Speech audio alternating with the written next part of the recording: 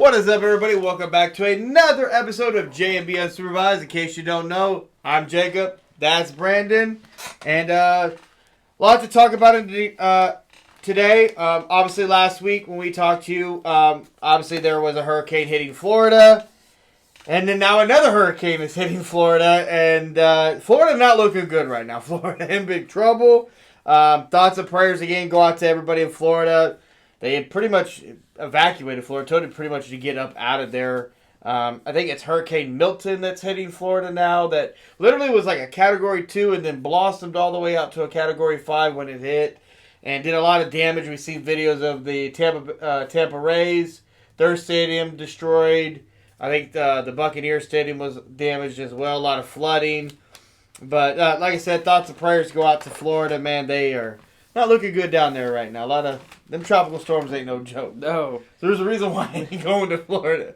I just know insurance down there has got to be mad high. Like flood insurance is no joke. Like I mean, you have to have flood insurance down there. Like you don't got a choice. But apparently there's a dude down there that lives in a boat called Lieutenant Dan. And the dude's missing a leg. I mean, is at the knee. He got a kick deal from Aiden Ross, supposedly over $200,000 kick deal or whatever. I think he took that back. I don't know. I heard he got a deal, took it back, but he on the water on his boat, man, just living life. He survived through the hurricane, boat still all intact and everything. So that's kind of crazy. I mean, he has a page, a GoFundMe page. Yes, he does. And or whatever, but this dude just kind of come viral, just living out the fucking hurricane while it hits. It's kind of insane. I mean, like you said, the Rays, their roof got ripped off. Yep. I guess it's only that roof was only meant for up to 115 mile per hour wind. I think the winds were like 160 to like 180, I believe. I think they might have misjudged the roof they needed down there in Florida. Yeah, just a little bit. Like the fact that you don't have a roof that can withstand hurricane winds is kind of an issue considering you get hit with 1 to 2 hurricanes every year. They probably would have been better off without the roof. Maybe. Like when they built the stadium in Florida, you might have been just no roof. No roof. That bitch going to get ripped off or it's going to get, I just know Florida got a lot of work to do in North Carolina. Just the flooding still. It's crazy everything that's going on over there. Like we said last week, if you got the ability to help, give what you can, man. Like you said, thoughts and prayers. Another thing that we talked about last week that has kind of been resolved, the union strike for the ports. Mm-hmm. They are back to work. They have pushed back. Everyone thinks it's over. It's not necessarily over. They just pushed it back to January 15th. But they are getting, I think it's a 62% raise increase over 6 years. Basically, all the automation stuff that they want, they're working on that. So the ports are back open. I think the U.S. lost close to $15 billion in the 3 days that they're closed. We all knew they weren't going to be closed long. No. They couldn't afford. They had 36 ports closed. It wasn't going to be long. So a lot of people are now happy that they're back to work. Shout out to the union members for getting their bread, their money. So we take our hats off to them. But I just hope y'all motherfuckers that went out there and bought up all the toilet paper.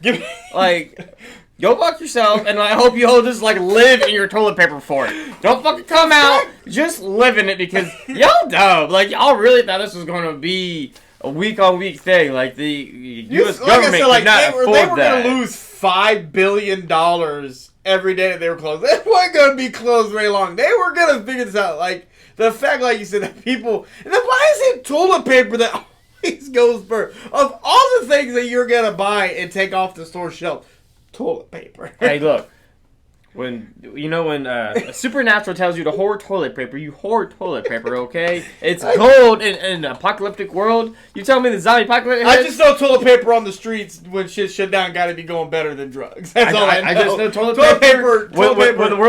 When the shit hits the fan, that's gold. That's better than money. I'd kill somebody over a roll of toilet paper. I tell you what. Well, you're why'd you kill him, bro? He had that two-ply, He had that charming double ply, mega roll, and it was a full pack. I tell you what. But make sure you look out. Like I said, happy those guys got their money. They're back to work. Like we said, thoughts and prayers of Florida. But our drink review that we did today, we did garage beer. We got classic and we got lime. This is Travis Kelce and Jason Kelsey's beer that they came out with, called, again, garage beer. That video that we did will be out later this weekend. But all in all, not bad. Definitely, if you have it in your area, go get it and try it. They are completely different, by the way, just in case you're wondering. Far end. Yeah, one's lime.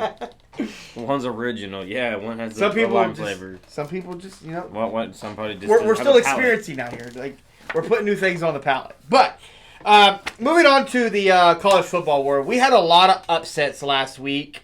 5 of the top 10, 11 AP, the poll top 25 lost, and that was the first time that's happened since 2016. Alabama was upset by Vanderbilt. Alabama was number 1. Mm-hmm. That was crazy because it was really bad in the first half for Alabama. They tried to battle back in the second half, but Vanderbilt did what we said. They did not take their foot off the gas. They kept going. Yeah. So Tennessee lost to Arkansas. That was like 19-14. Tennessee was ranked number 4. Missouri, number 9, lost to Texas A&M. Texas A&M whooped Missouri. That wasn't even close. 10th ranked Michigan lost to Washington. Washington got their revenge from the national championship game from the previous year. And then number 11 USC lost to Minnesota. So there was some upsets in college football. It was upset season. There was a lot of upsets that week.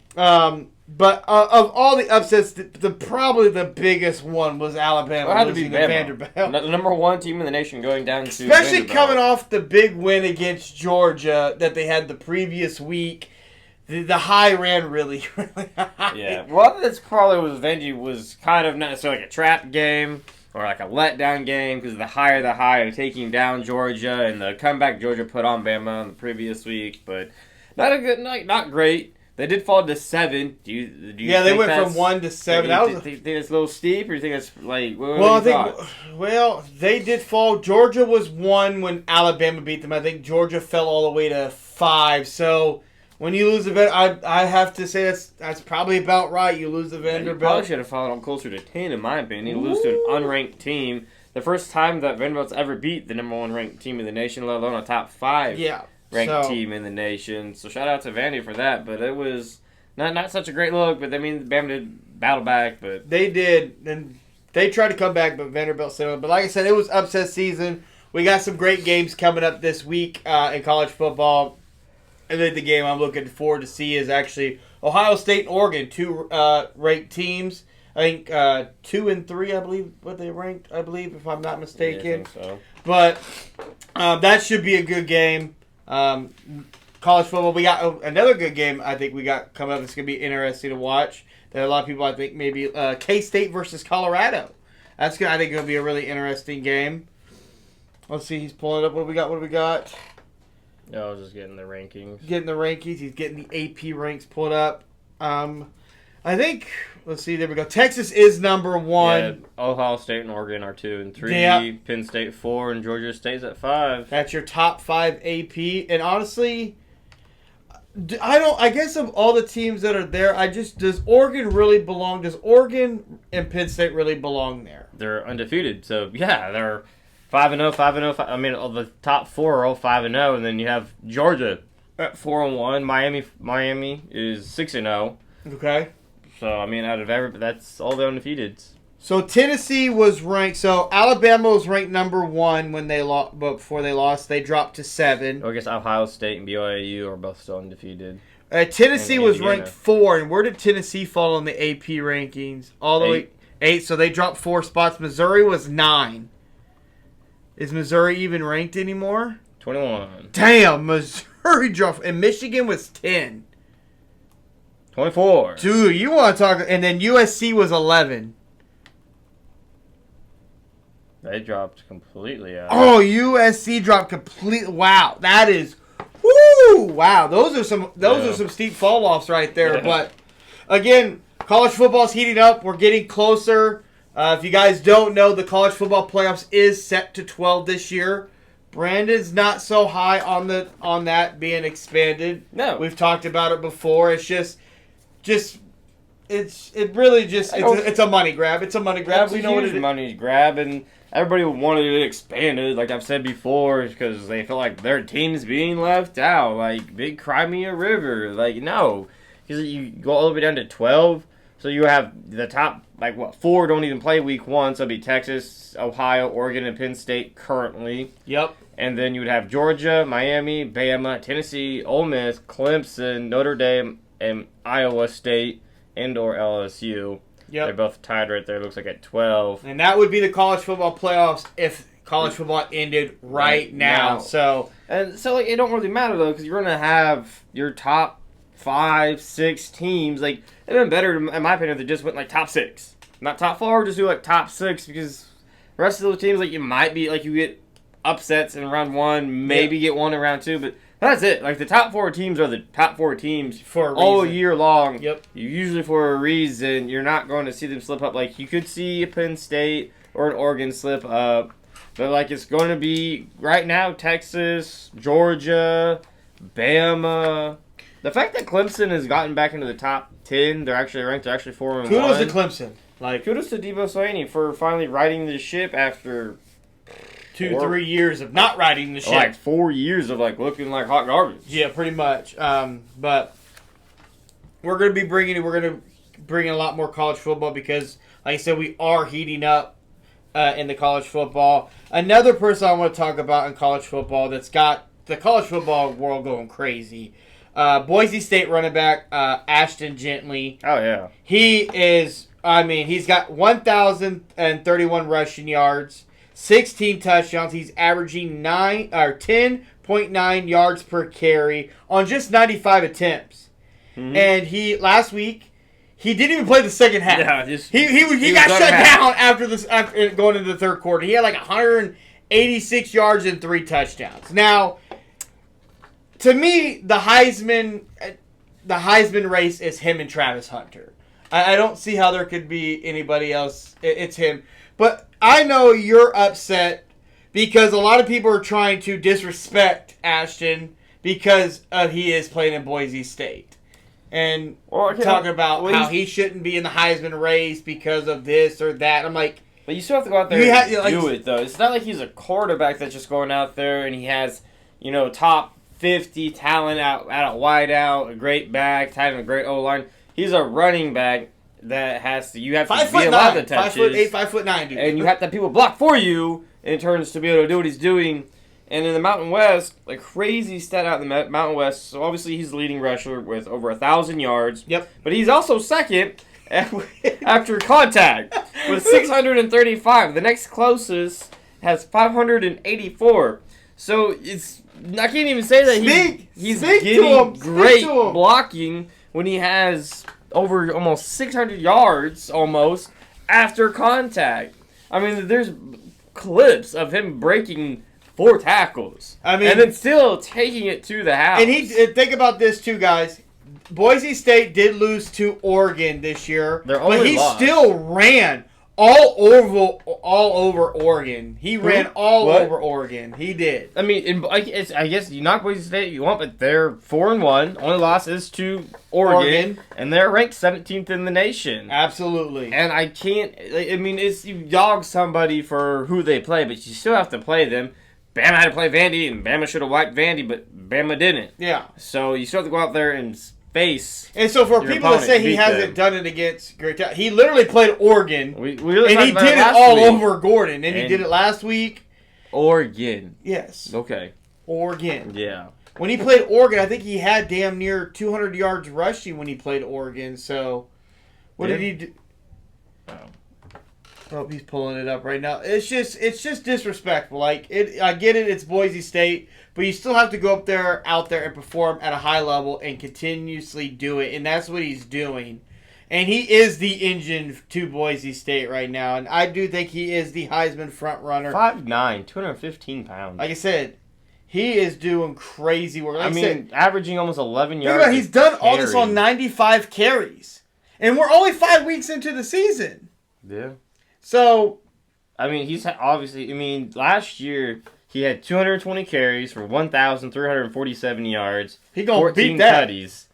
He's already beat the tutties, and he's already destroyed the yards. And in 2022, had 156 carries for 821 yards. So I mean, he's been a decently, I don't know what he's on or what changed, but the dude's having himself hell of a there's year. videos of him literally standing like Michael Myers before the ball is hiked. Oh yeah, it's so creepy, he just stands there, then the ball is hiked, and then he goes. But I mean, he had 192 yards, averaged 7.7 yards a carry, 3 tutties against Oregon on 25 carries. He had a 70-yard run. I mean, but when you look at who he's played, I mean, it's not like those teams are scrubbed. Those teams have been good in the past, have been good. To me, it's just funny because the Clemson, the Bamas, the Georgias, they all play crappy teams too. They all play, they pay teams to come and play them. Mm-hmm. And I can't help Boise's, the conference, what Boise's in, but again, this dude has clearly taken a great step forward in his 3rd year as a starter, and I mean, kudos to him. Like he's definitely, to me, he's got to be the front runner right now. Like I said, when it comes to the Heisman race, he's got to be number 1, and I think it's going to be tough. I think for him to, I think we haven't had a Heisman winner at running back since I think Derrick Henry, I believe it was. So it's been a minute. Well, it's going to be tough if they keep blowing out their opponents for him to keep putting up these projected numbers. Yes. Especially when you're doing it in a half and you don't need to play. Well, that's just unfortunately kind of the thing is people are going to take their opponents that they play into consideration, and then they're going to like politics are really going to get involved for him. Unfortunately, it's going to be very. So he's going to have to always put up those big numbers. But if you're not playing a full game, that's just the thing that people won't take into consideration is that this dude did it in a half. Yeah. Like last week, he did it in a half. 13 carries, 186 yards, averaged 14 yards per carry. Had a 75-yard run. 3 tutties. And with 3 tutties. So only 10 times he touched the ball that he did not score. Just like if you would have played another half, you would have been able to double that. That's crazy to think about. Like, he did that in a half. So, but like I said, I'll say it again. I think he is the Heisman front runner. But again, the politics are going to get involved. It's always tough because I always feel like they try to give these awards to the quarterback. And like you've always tried to say, it's not just a quarterback award. But we try to make it so badly be a quarterback award, and it doesn't have to be. Just like Travis Hunter. I mean, think about what Travis Hunter's doing out there in the College War. He's doing it at wide receiver, damn near getting 100 yards receiving, and he's going out there and locking up your best wide receiver, getting interceptions, playing over 90-plus snaps, and he's doing it at a high level on both ends of the field. So it's like... Well, like he says, he don't get tired. He said he don't get tired. I don't get tired. And so, and Colorado looks good too. Colorado has only lost 1 game this year. Yeah. So, again, I think those 2 are the Heisman front runners. I know a lot of people want to throw like Cam Ward in there from the University of Miami, and Jalen Monroe from Alabama, and so it's just tough. It's tough. This Heisman race, I think, is going to be very interesting Heisman race to watch. Well, we're only like 5-6 weeks into, yes. About a 12-week season or so. So, I mean, it's going to be interesting about at the halfway mark. And, yep. I mean, it's so far it's going to be see what happens. I mean, some of these big names, I mean, they have to keep winning. Yep. While, I mean, the Boise State running back is just putting on a show out there, breaking 3-4 tackles.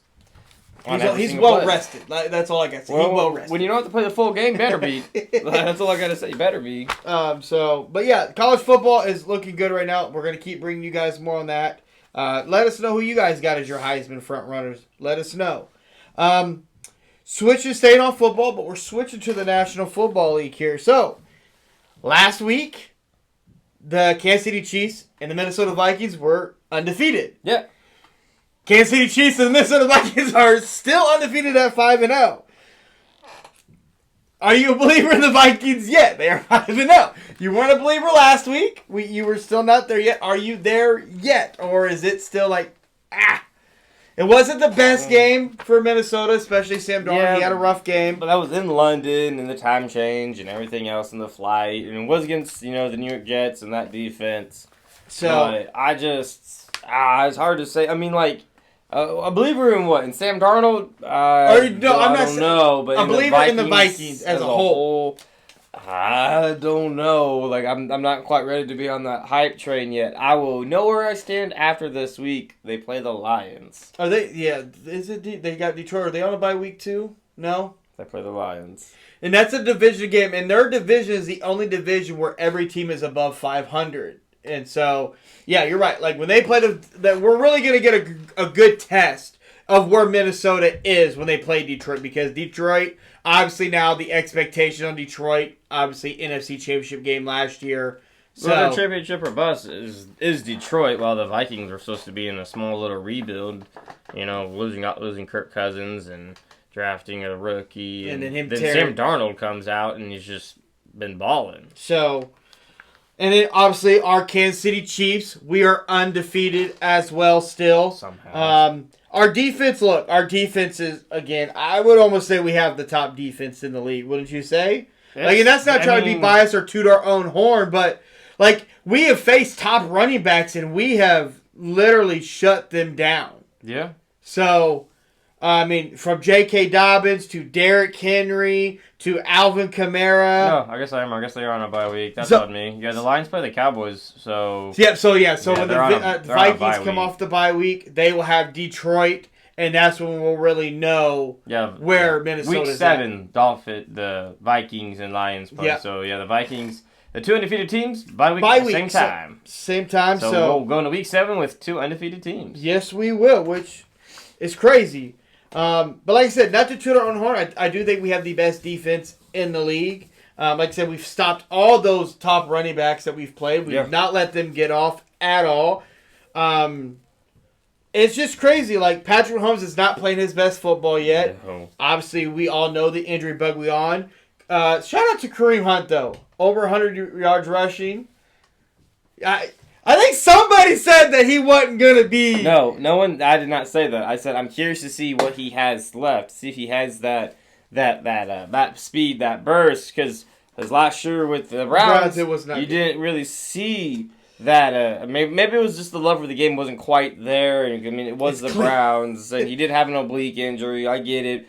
But again, he didn't get signed nowhere, and so I was really curious to see what he really had. And then we had... reports came out when he signed with us on the practice squad that he looked good. He looked, obviously, fresh.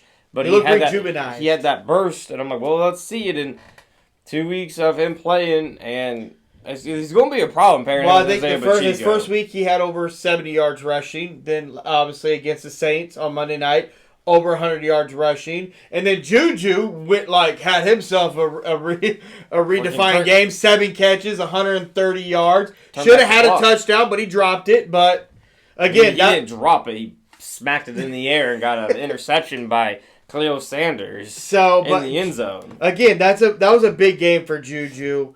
Kansas City just took 2 dudes that everybody kind of thought had fallen off. Hadn't looked good, and, kind of just a little bit of polish, a little bit of elbow grease on them, like, let's go get it done. So sometimes reunions are good. Yeah, well, it's looking good. It's looking good for us. Like I said, Patrick Mahomes has not played his best football yet. Travis Kelce is starting to heat up. So, but again, our defense is still, I think, the most important part.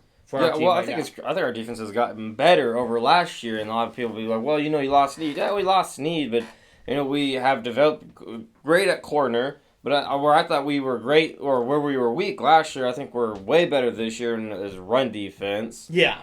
And we're still stellar against the pass. We're still getting to the quarterback, but our middle is stronger, our linebackers are stronger, more cohesive, and Nick Bolton is on a tear this year. Dude, hopefully he gets the love that he deserves and he stays healthy. Yes. So far, so good. Knock on wood. Our defense has stayed predominantly healthy. Yes, they have. But you say Travis Kelce's heating up. Is he really heating up, or is he just now more of a focal point versus earlier in the year? That's true. He really wasn't the focal point of the offense. It was Pacheco. It was Rashee Rice.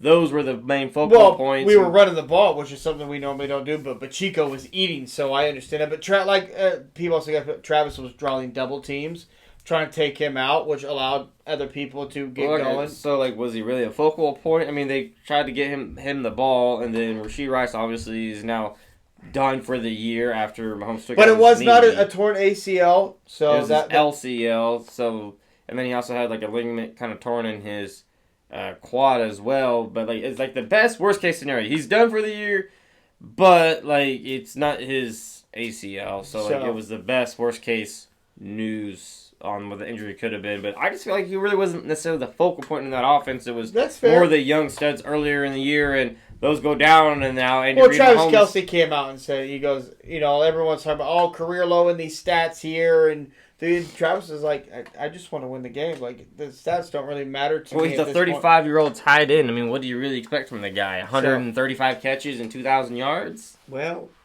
some people do. We need it now. Well, we need it now, but I mean, if Juju can come into form, and, throw back the clock a couple more years, might be sitting a little bit. Well, like Patrick said in the interview, it's going to take everybody collectively, and every day or every week might be someone except Sky Moore.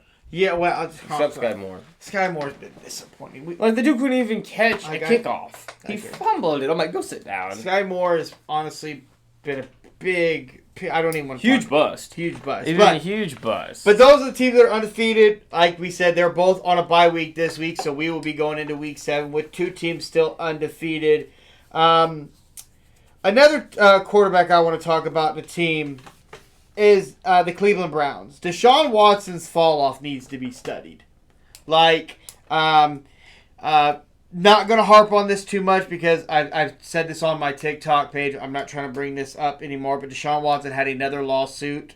That was. I think you just like talking about it. I think you. I just want to know. His lawyers got to be waking up like, dog. Who gonna call today? Like this is. I think his lawyers. He's like, dude, I'm getting paid again. Every time you get an allegation, dude, I'm getting the bag. I wish I was his lawyer. I'd be getting the bag. I think you want to be his masseuse. His lawyer getting the bag and how much money he's had to fork over to make all this shit just basically go away. But staying strictly on the football, Deshaun Watson's fall off has got to be studied. This is bad. Is it? It is bad. Oh. It's bad. Dude quit on his team in the third quarter. 4th and goal, dude just walked off I'm done. He didn't quit. They already banged one timeout. Couldn't afford to use another timeout then in there. And something happened with the play calling, and then they had the wrong people, the wrong subs in there, so the dude just walked off. I mean, it might look like he was quitting, but they even came out and said that that they just had the wrong. A lot of people, and you spoke on this. A lot of people feel like they need to move on from Deshaun Watson. They can't. You can't because, as you said, he has 2. It's guaranteed money. They can't. It's too much money to eat. If they cut, so everyone's like, well, they just cut him. Just cut him. Okay, well, it's guaranteed money, so cool. They can cut him, but then you're in a bind like the Broncos are with Russell Wilson. But a lot worse. They cut him. There'll be like $175 million in dead cap. How in the hell are you supposed to roster a team with $175 million in dead cap? So, you had brought up, we talked about earlier in the week, how you think the Browns should handle this Deshaun Watson situation. And you said about how you'd have to probably pay a team. You'd have to pay a team talk about. So how would you fix the Browns? How should the Browns go about it? Browns going to be, well, you can't. They're going to be, they're nothing for 2 years, in my opinion, or at least one more year. To me, they have to get off of Deshaun Watson if they want to try to fix it. I think you got to blow the whole thing up. The coach got to go. The GM got to go. Y'all got to go. Y'all made the decision. Y'all got to eat it. Y'all got to be gone. Yes. So I would burn it down. Start from scratch. But in doing so, you have to move Watson. And there's no team that's going to take on Deshaun Watson's contract, how he's played. He's not lived up to the hype. He's not lived up to his contract. So you're going to have to give up draft capital. You're going to give him away. You're going to have to probably include a first-round pick, a fourth-round pick with him to the team to eat his contract for 2 more years coming this offseason. And that team would hopefully be in a rebuild mode where they'd be drafting a QB and Watson could take all the beats and the bumps. Do the mentor role. Well, kind of, help that team, be just that stopgap quarterback, a very expensive stopgap quarterback. But a team that knows they're trying to rebuild and they're trying to save their rookie from taking all the bumps and bruises on the way to becoming their franchise guy. But that's the only way to me I can see the Browns trying to get a reboot is to move him this offseason, give up the draft capital to whatever dumb team wants that contract and that player. Because he's obviously not going to be a great mentor. He's, like you said, I mean, it looks like he's quitting on his team out there. Hasn't looked great. Can't Don't seem to look read confident, defenses. does it?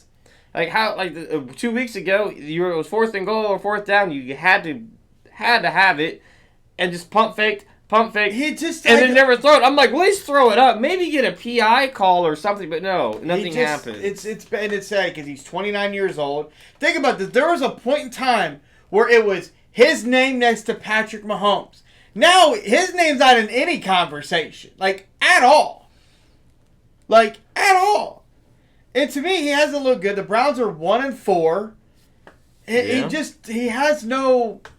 Like, he has no confidence. He has no swagger. He has nothing.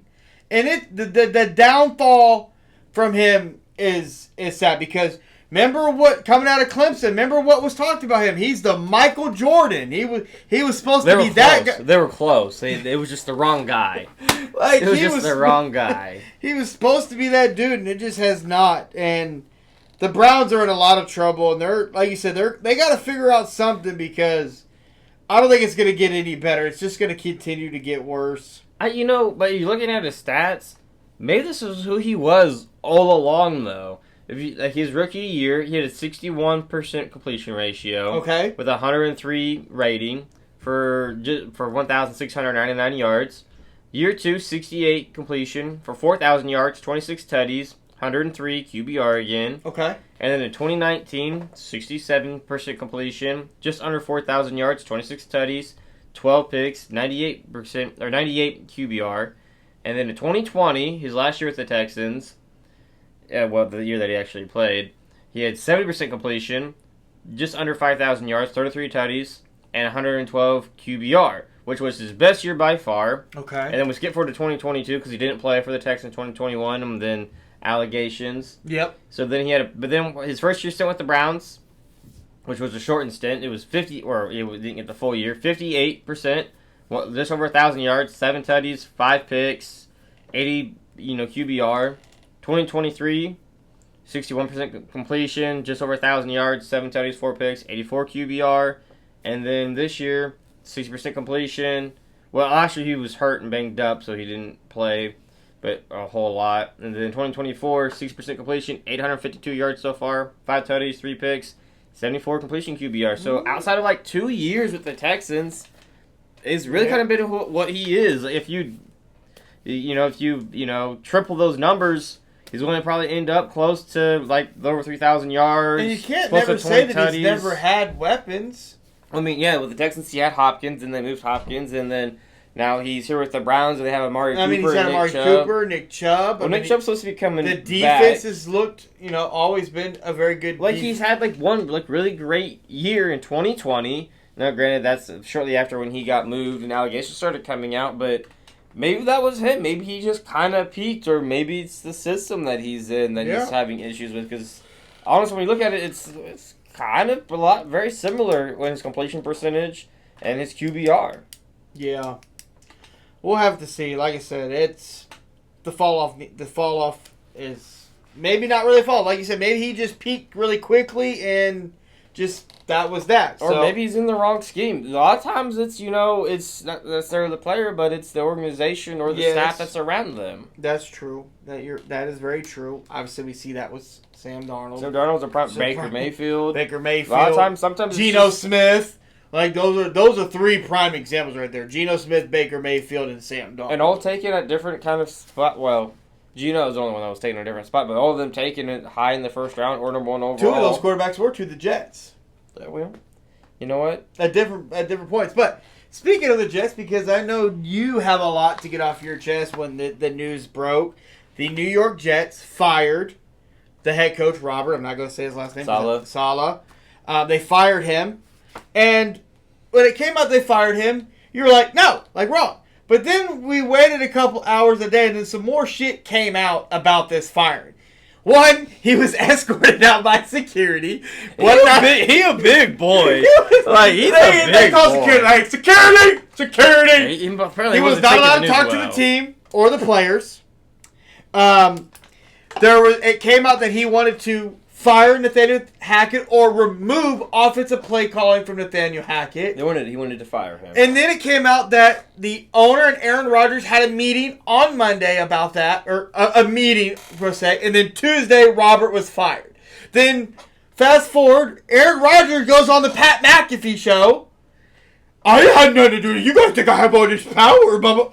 Like, that was a bad look, bro. Like, you had, and then even more news came out. Nathaniel Hackett has been demoted from offensive coordinator. They have given that to Todd Downing. He has taken over the play calling. So, Joey, I'm going to let you speak because I know you got a lot to say. What the fuck is going on? The owner of the Jets has never done anything like this in the 25 years that he has owned the team. He's never fired a coach mid-season. Ever. But when you have Aaron Rodgers, I mean, I guess you got to do what you got to do, but I don't know how. Robert Saleh was for a little backstory, he was the DC for the Niners. Yes. A great DC for the Niners.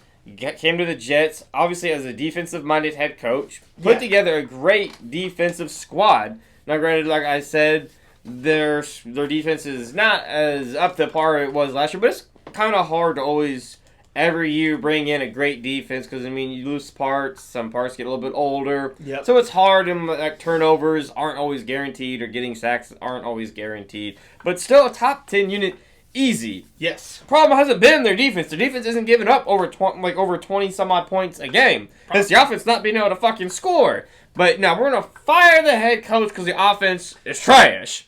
Mind you, the head coach they fired, like I said, was defensive minded. Yeah. The interim head coach is defensive minded too. Defensive coordinator, baby. That's literally what I was like. So who are you gonna promote? Because you can't promote the OC. He trash. They actually end up depromoting him, and we're gonna promote the DC. Where has that helped you? You fired your head coach. As what makes it even more crazier is that they're playing the Bills this week to be the number one in the division. It's not like this. It's not like the season's a wash, or you're just like 1-. They are 2-3, and like I said, they're a lot fighting of for it the to me has division been lead right on now. Aaron Rodgers. He's not played well. I don't. Yeah, I mean Rodgers might not look great at, throughout all these. Not games. everybody's Tom Brady at 40. But again, you have a bell cow in the backfield. Brees Hall gets only like 6 Yeah, carries. Brees Hall. That's a problem. It is play calling. It's 100% play calling. Nathaniel Hackett did not cut it at all as the Broncos head coach. This is my problem that we have, because obviously all the stuff that we said before had happened. The Nathaniel Hackett being demoted was breaking news early this morning. Yeah. And my whole thing is if the problem was you fired Robert because he was going to get rid of Nathaniel Hackett just to do all that to demote Nathaniel Hackett anyway. I'm confused. Like this doesn't smell right. And the fact that Aaron Rodgers himself had to go on the Pat McAfee show and lie like you had nothing to do with this. You did. You absolutely had something to do with it because you and the owner had a meeting. And I don't care what the owner said. Well, we did. I'm like, no, you did. You talked about something. Because you don't have a meeting Monday and then Tuesday morning the head coach being escorted out by security out the damn building. Like, come on now. I just know Niner fans and Kyle Shanahan are jumping up and down. Oh, you have to go get Robert back. Trying to go get Robert Saleh back. Yeah. Well, you can't put him as your DC because you have your DC, but definitely as like a supervisor role there with those dudes. No, when he was there, they were have different a reunion. beasts. That would be great. Or whoever can go snag him up. Like, well, I think he's going back to the Niners. Why not go back where it all started, just for this year to finish out football and then see where the Cards But I guess the real question is now with Robert gone and you brought in the interim head coach as your DC, you now taking play calling away from Nathaniel Hackett. What does that mean? Because the whole reason Nathaniel Hackett was there for the Jets was for Rodgers. Now he's not calling the plays. Now, what really is the motherfucking expectation? Because like you said, they're about to play the Bills for one in the division. The expectations never changed. The expectations when they got Aaron Rodgers last year was Super Bowl or bust, championship or bust. You're starting at last year a top 5 unit, on defense. Now, I would say a top 10 unit on defense. They're still linked to Devontae Adams. And you have studs on the outside. You have Garrett Wilson. You have Aaron Rodgers. You have Breece Hall. I mean, I don't know much more you need. Like, the Chiefs are picking people up off the couch. Well, like, apparently they're still linked to Devontae Adams. I mean, so... Well, if I'm Devontae Adams... Well, Devontae Adams wants to go to the Saints to play with Derek Carr again because that played out so well. The first time around with the Raiders. So great. Or his buddy... Like, if they get Devontae Adams, I mean, that might help. But you already have... And you have Mike Williams there for the Jets as well. I mean, you have stud... You have talent. You have Alan Lazard there, too. I mean, I don't know how much more you need... I don't know. Like, I don't see how firing their head coach helped their situation at all, let alone this early in the season, and you're fighting for the number one spot in the division this early against Buffalo. By no means has looked great the past 2 years. I mean, Josh Allen threw the ball 40 times and completed like 9 passes. Yeah. And the dude has a concussion, but like that's here nor there. Yeah. So... Yeah, to be curious to see how this plays out. Now with all this information, now that Nathaniel Hackett not calling the plays, what is the offense going to look like? I mean, so we'll have to wait and see. If they're going to do that anyways, I just don't think Rodgers liked Robert Saleh. No, I don't think we saw some weird interactions with them, and they both kind of blew it off, but it was never Robert Saleh's team anyways once they got Aaron Rodgers. Once Rodgers showed up, it was Rodgers' Let's team. keep it Rodgers is a diva, and... If you don't believe that, then that because you're a Rodgers fan. If you're just a football fanatic in general, you know Rodgers is a diva. I honestly don't think Rodgers has that great of a fan base. I don't think he really stouts a big supporting cast of fans. I think people see him as a great football player, but he's not, like a Manning or like Mahomes. Or he's Brady. not.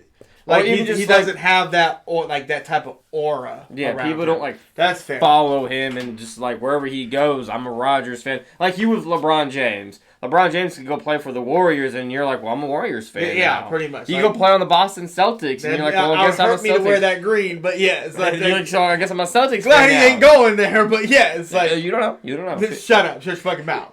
But nobody's doing that for Rodgers. Like Brett Favre, when he went and played for the Jets, people that were Brett Favre fans when he left from Minnesota. Same with the Vikings. Yeah, so yeah, but yeah, weird situation.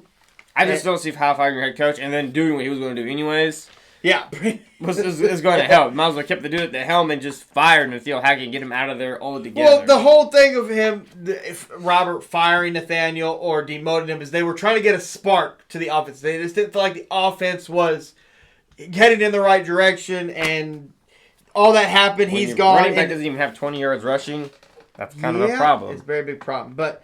We'll have to see how it goes. Another team I want to talk about that I have a lot of issues with that we both agree with. The New England Patriots are benching Jacoby Brissett for their first-round pick, Drake May. He is now going to be the starter, and I just think it's too early. It's a mistake. We both have always talked about on this podcast that we agree that if you draft a quarterback, regardless of where you draft him at, let him sit. Let him take in the game. And if you're going to bring him in like week 10, week 11, 12, somewhere in there, but you're bringing him in now. Yeah, week 6. Thinking he's going to change your franchise, and it's not going to work. And you're going to put him in there with no talent. And if he looks bad and you bench him, you just destroyed this man's entire confidence. Like, let him build. Well, that's the thing is you can't bench him now. No. Like, you put him in the starting lineup. You can't go back. There's no reason to go back. There's no reason to put him in the starting lineup now anyways. You act like you're trying to win games. No, you're really trying to. You're trying to be shitty. You're trying to get higher draft picks so you can try to rebuild your roster. And I'm just sorry, but I'm not putting my rookie out there. Not when I have. I just don't think he's ready yet. They're at the helm, and like, so what? You take some losses. You weren't going to win anyways. Yeah, that's my whole problem. Like. You think putting him in is going to give you a spark. What spark were you looking for? Like, the whole point was like you said, we were going to be bad. Well, like, everybody knew the New England Patriots were going to be bad. That's just bad, almost as bad as the Panthers putting Bryce Young back in the game. Oh, my God. That was horrible. Because the O-line was banged up, so we put Bryce Young back in the game. We got to protect Andy Dalton. Oh, my God. we got to protect the 36, 37-year-old Andy Dalton. So let's put Bryce Young in, who was our first overall pick, behind an offensive line that's completely depleted, and see if he could do something. Bro, you should have kept that shit to yourself. Personally, like, that was horrible. He just shook him out and said, hey, I was just trying to give him some live in-game reps. So, like, something pretty much that press conference right there, when he said that, let us know that you are done with the Bryce Young experiment, and don't hold on to him. Let him go. Like, let him go somewhere, get behind somebody, and really reset this and try to develop, get better, because I just... That's bad. Well, just to me, that's why it's just to me that's so. That's about as dumb as the Patriots putting in Drake May. Now I know the fans are calling for it and wanting him. If I'm a Patriots fan, no, I don't want him yet. I want him. Don't get me wrong. I want to see him, but not now. Not yet. There's no reason. Let me lose a shit ton of games. Let's put him in when it really don't matter. So there's no pressure, and let him come in like I said, week 10. That's like 7 games, 8 games. That's plenty of game time to get your feet wet, see what you got. And it's not like he's not getting a lot of... I mean, he's getting in practice the first team reps. He's seeing a lot of things. So or are they not sold on him? Well... It could be because, I mean, if they're not bad... If they're not sold on him and they end up, maybe that's why they want a longer, look at him to see if he's really their guy or not. Because if they aren't obviously winning... Maybe they want to know what they have. There is some QBs coming up in the draft that have a very high ceiling, a la Schroeder, Milrow.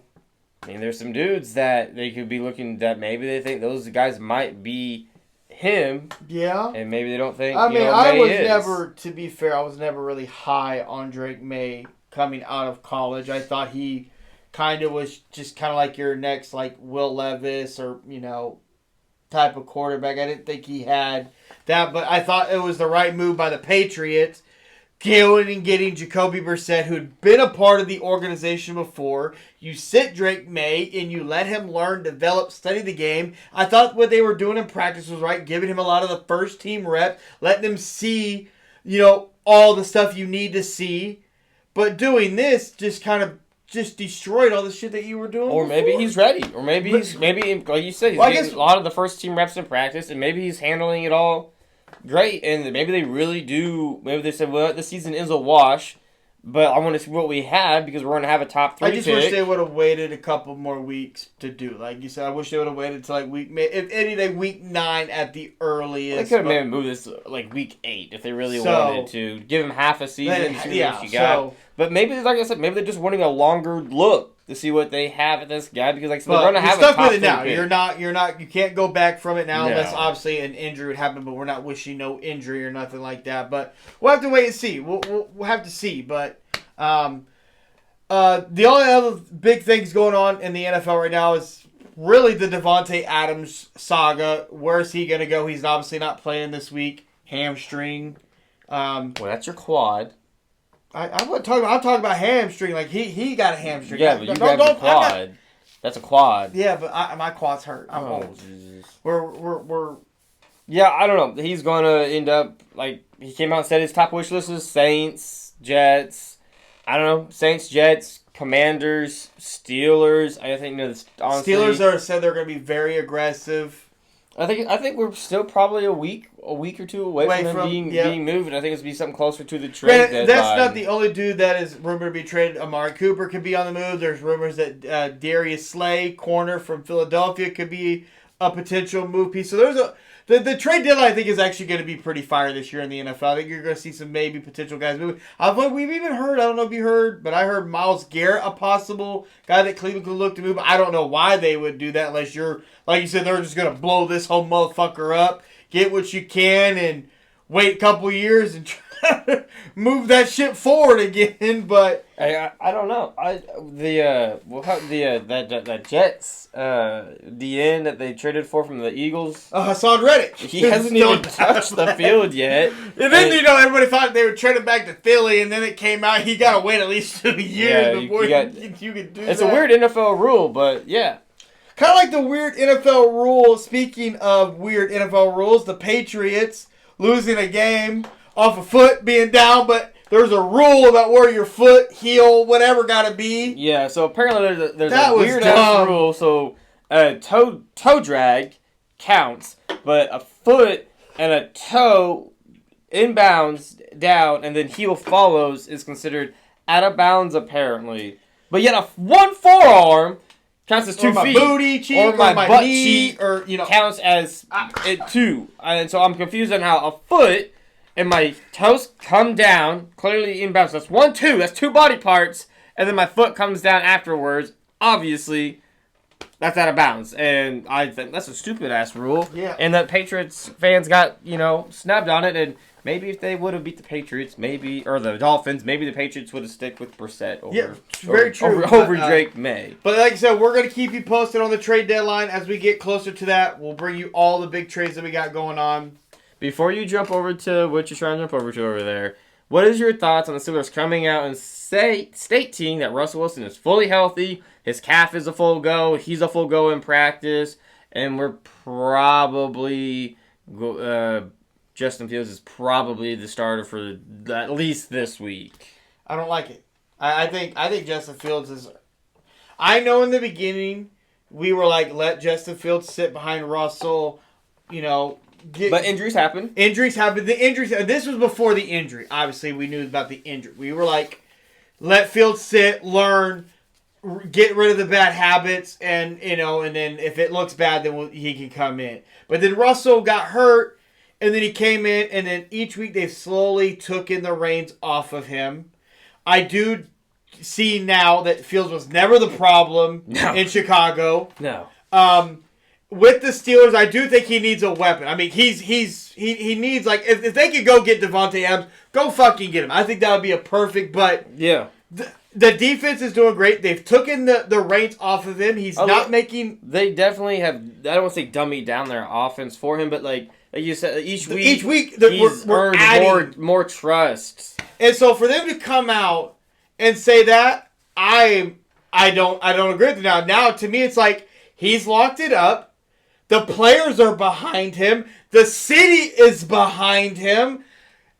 It's unfortunate. Russell Wilson, I just don't see what going to Russell Wilson does for you. You're winning with Justin Fields. I know last week they lost. That wasn't on Justin Fields. No. Justin Fields had a great... I mean, he maybe missed a couple of throws here or there, or maybe, had a bad read or didn't have his eyes where they needed to be. But again, it comes from breaking bad habits. Yeah. It's not like he has a necessarily, stud. Like Pickens... He's a phenomenal talent, but he's not necessarily getting a lot of that great separation you would also like to see. Matured. Well, that has nothing to do with the maturity of being able to get open or winning on your route consistently, because even the running game isn't as potent as it was the past couple years. But I don't know what going to Russell Wilson is going to do for you. He's not as mobile. He doesn't push the needle to make you better. I just think that you stick with Justin Fields. I'm happy that Russell Wilson is available on back. To me, a trade piece. Like, I get having a solid backup is great, but like, there's some teams out here that need a quarterback. I mean, I'm waiting for the call on the Dolphins. Calling for Russell Wilson to the Dolphins would make the most sense in the world. Because he can facilitate, at this point in his career, he can facilitate great ways. He can throw the ball farther than Tua, whether or not it's hot or cold out. I just don't like them being kind of uncommitted, unless they're trying to play some cat and mouse game with, the team trying to act like, well, you might see Russell Wilson as the starter, trying to maybe throw them off, but that's just kind of, it's a little shot in the... Not a fan of it. A little shot Stick with Fields. At this point, Fields has earned it. He's earned it. Like, he's actually earned it. The only thing is, it might come kind of a scapegoat. Well, our starter that we came into the year with is Russell Wilson. He gets the job back, so you put him out there, it looks like trash. Well, you know how you're not supposed to lose your job to injury, blah, blah, blah, but it's not like this was Russell Wilson's team. But if a guy outperforms you... Yes, so... And clearly he outperformed him on the Bears versus what Russell Wilson did on the Broncos last year. Like I said, all I got to say on the Justin, he was never the problem in motherfucking Chicago. He was never the problem. He was the scapegoat in Chicago. That's how I look at it. They got their... man in Caleb Williams. So, I mean, that's what the Bears got, what the Bears wanted, but I think the Steelers potentially really do have their franchise guy in Justin Fields. Yep. So, we'll have to see what happens there. Real quick before we move on to our other thing. we talked about this early MVPs. Yeah, that's right. Yours is already wrong. Yeah, he didn't like my early MVP yours is list. so wrong. So my early MVPs, I got what was it? I have so at number 3 I have Jalen Daniels, the rookie quarterback from the Commanders. Solid. At 2 I have Justin Jefferson from the Vikings, undefeated. And he gets a bye week this week. And then at number 1 I have Derrick Henry.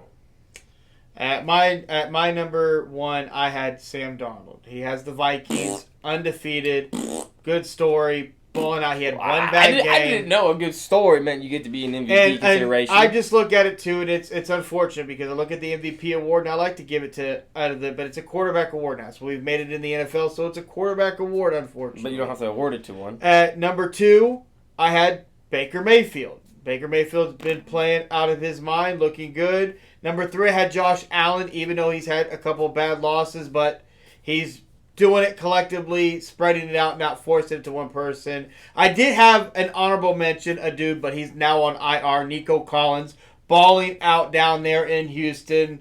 So, but that's what I had. So, you know there's like the best quarterback award, right? That's an actual award in the NFL. You don't have to put the MVP and the best quarterback award in the same. Well, Christian McCaffrey should have been MVP last year, and they gave that shit to Lamar Jackson. Look, I'm not saying who the NFL is going to pick, and I still need to know who the voters are that get to vote on this. Yes, y'all I do need the voters. I need to know your credentials and why y'all get to vote. But I'm not mad at your list. The only person on your list I like is Sam Darnold, like Baker. Or not Baker, but Josh Allen. Yeah, maybe 2 weeks ago, maybe if they would have beat, the Texans, then yeah, sure, because he's had a great couple weeks. But no, there's no quarterback that has stood out. Baker's had a couple good weeks. Sam Darnold's had some really good weeks, and he's kind of teetered off just a touch. But when you get to throw the ball to Jetta, you should look good. And like I said, I'm not disputing your list at all. It's hard for me to look at it and think they're going to give the MVP to a non-fucking quarterback. But the one guy I do like on your list is Jaden Daniels, the rookie out of the Commanders. Solid. Like, he's starting to really ball out. We're really going to see what him and the Commanders are made of when they play Baltimore this week, quote-unquote, who they're comparing him to, Lamar Jackson. And they're not comparable. Like, I think Daniels has a better arm than Lamar. Now, I'm not trying to knock Lamar. Lamar is who Lamar is. Lamar is electric, but every time you see a mobile quarterback that is an African American quarterback, they immediately like, oh, he Lamar. No, like Daniel said, I'm me. Like I'm flattered, thank you, but no, like my game is not Lamar. Like, and it's not. I know you may see flashes of it, but his game is completely different than Lamar. Lamar is a one of one. Nobody's at quarterback's ever going to be that elusive and that electrifying with his legs. Yeah, no. Like the last time we had anything similar to close to that was Michael Vick. So honestly, like I see not like if you want to try to compare Jalen Daniels, like his mobility, I see kind of like a Dante Culpepper. And it's kind of like a comparison, or maybe like kind of like a Donovan McNabb type of comparison with his mobility. Yeah. But like he's definitely a way better pocket passer than Lamar. Even though Lamar's having a great year from the pocket. And honestly, like Lamar potentially could be winning his third MVP this year if he keeps it up. It's just, to me, Derrick Henry has really kind of been is the engine. Yeah, they actually are doing what you. As long as they run the ball and not get away from it like they did last week. Halfway through the game, they stopped giving him the ball. The dude got to get at least 15, 16 touches. Absolutely. Game. So, but like I said, NFL's heating up. A lot of great things coming. We're going to keep you posted. Other things that are coming up, the NBA season's getting ready to start. Preseason's underway. Can't wait to watch Bronny and LeBron share the court opening night together. It's going to be You think it's going to be opening night? Yeah, it's going to be opening night. You're going to have Ken Griffey and Senior and Junior there. Remember what they said? They said if that happened, they would be front row. They're going to be there. That's just going to be a great thing. You think he's going to play in game one? Yeah, it's going to be game one, and then after that, just to get it out of the way. Just to get it out of the way, and then I believe that Bronny will be sent down to the G League to develop and come back up in special moments. G League starts in November. So, again, it's a historical thing. Father-son, that's never been done in the NBA. Yeah. A lot of people are harping on Bronny's offensive game. Like, Bronny's offensive game is not there yet. Defensively, like his defensive game, I like. There's a lot of great things to see there. But NBA season's coming. He's excited to see Jason Tatum play. That's his guy. That's your guy. It's your guy. He's coming for a revenge tour. He is. He's my GOAT. I love him. Can't get myself enough of Tatum. I can't wait to start on the NBA season. We're going to have a lot to talk about there. Another thing going on, the WNBA Finals are underway. Game 1 is today. That game is already underway. We got the Minnesota Lynx and the New York Liberty playing. So we'll be curious to see how that series goes. I do think the New York Liberty will win that series overall. So that, like I said, that game is underway. I have the Liberty winning the WNBA Finals against the Minnesota Lynx. I think they take it. Yeah, me too. So, and then the other thing we got going on right now, the baseball playoffs. So let me tell you, they've been great. We have 2 games already underway. Mm-hmm. Detroit and Cleveland's going. The Royals and Yankees are underway as well. The Mets are the first team that's already moved on. They're waiting for the Dodgers and San Diego to finish up. And that series is actually tied up at 2-2. Yep. So, but like I said, the playoffs have been great. From the WNBA, the Electric, the finals, like I said, is going on. The MLB playoffs are going on. Everything's kind of heating up right now. So much sports going on from college. College basketball is going to be coming up soon. A lot to talk about there as well. But anything else you want to add? Like, I don't think so. Hopefully our Royals can tie up the series against the Yankees. That would just be great. Hopefully they can give us a Game 5 back in New York. It would be great. How crazy would be the World Series to be the Mets and Yankees? New York would implode. New York going to implode regardless. Well. Real quick, though, before we wrap this up, the Mets did send home Bryce Harper and the Phillies. Like let's talk about it. Like, we hype up Bryce Harper so much, and it just seems like he's just not really just a big game guy. It seems like he just ain't that dude to be able to carry a team over the hump. And so unfortunately in baseball, most of the time the biggest names, the biggest stars don't ever get a chance to win a World Series or ever be able to capture one. Think about like someone like Mike Trout with the Angels, like phenomenal, like could be a GOAT type player in baseball, but can't get to the playoffs. Well, Shohei Ohtani got the fuck out of there. He got out. He got out. But like I said, so much sports coming your guys' way. We're going to be bringing. So make sure you stay tuned. Hit that subscribe button, and we'll see you guys next week.